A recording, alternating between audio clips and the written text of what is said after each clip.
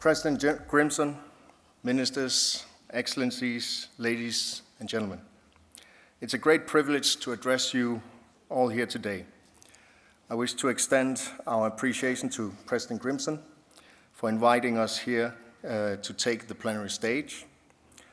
Unfortunately, our Minister of Statehood and Foreign Affairs, Vivian Motzfeldt, is unable to attend herself. She's here in spirit, but she sends her warmest greetings with wishes of a successful Arctic Circle Assembly. I've been looking forward to joining you all again this year to engage in important and enlightening discussions on a region of the world that I am proud to call my home.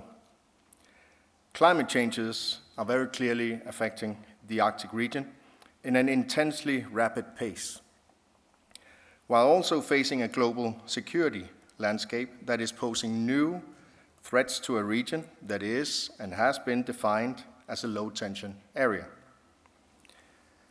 The repercussions of these issues will not be confined within the geographical borders of the Arctic, but will eventually affect the rest of the world if left alone or not addressed appropriately. As climate change and pollution continue to develop in a negative direction, we see a need for an effort on exchange of necessary data in the entire Arctic. For the people of Greenland, including the Inuit,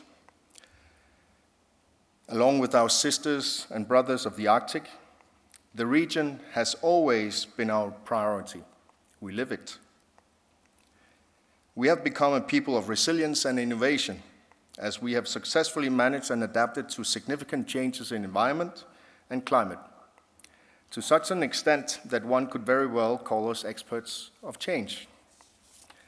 As experts of change, we know that it's not possible to successfully navigate and address these challenges or changes without teamwork. We need each other. We need talent, expertise, and resources to tackle both the challenges and opportunities that we stand before. Partnerships and cooperation with like-minded countries and partners will be key as we work to address a changing new Arctic. But it's not all new. We still recognize our Arctic, and we hold dear and fight for what we can, for what has made the Arctic special and exceptional. We will cooperate on this. This is still our home. And it is and should always be a given that the Arctic peoples, including the indigenous peoples, should be at the center of any cooperation that takes place in this region, for discussions and solutions for the Arctic need to be with and for the peoples of the Arctic. That is why we need to protect especially the Arctic Council. There is and must be a tomorrow. As a country, Greenland is preparing for a future in the Arctic by working on a foreign security and defense strategy, which we expect will come out later this year. We're also engaging in an important process of drafting and determining the legal and political foundation of our own future statehood. Greenland's Constitutional Commission drafted Greenland's first draft constitution earlier in the spring. We still need to debate and work on it, together with the people of Greenland. This is an important step in the continued discussions on future Greenlandic statehood. Moving forward, Greenland will continue to prioritize and strengthen our valued partnerships and cooperations with like-minded countries and neighbors and partners.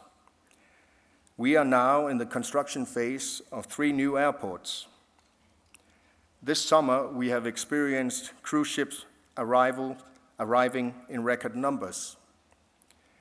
We work on major hydropower projects and mineral resources projects, and ice and water projects are further in their maturing, and we need partners.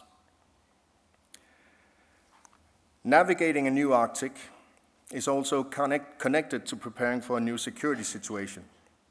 Greenland is now more involved in security and defense discussions and policies within the Kingdom of Denmark and outside.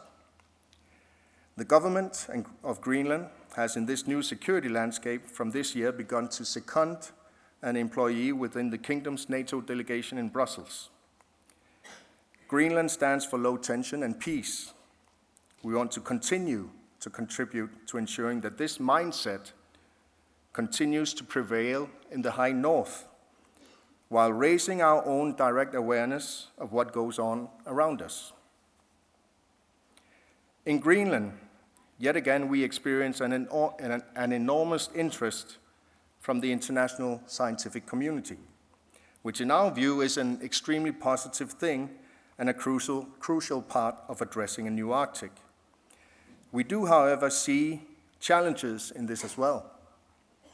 We need to ensure that both the framework and substance of the research is done with the inclusion of local communities, with local partners, and of sharing of scientific results with Greenland. In the coming years, the government of Greenland has a task ahead in establishing improved frameworks for the engagement of research in Greenland. Research in the Arctic is important, but it defeats the purpose if the research is being conducted supposedly for the benefit of the Arctic without actually including us who live in the Arctic. This is an area where we can and need to do better, all of us. I hope as we continue our discussions here that we find these opportunities to strengthen and build partnerships while serving the overarching purpose of securing a bright and safe future for the next generation in the Arctic and contribute with that to the rest of the world. Koena.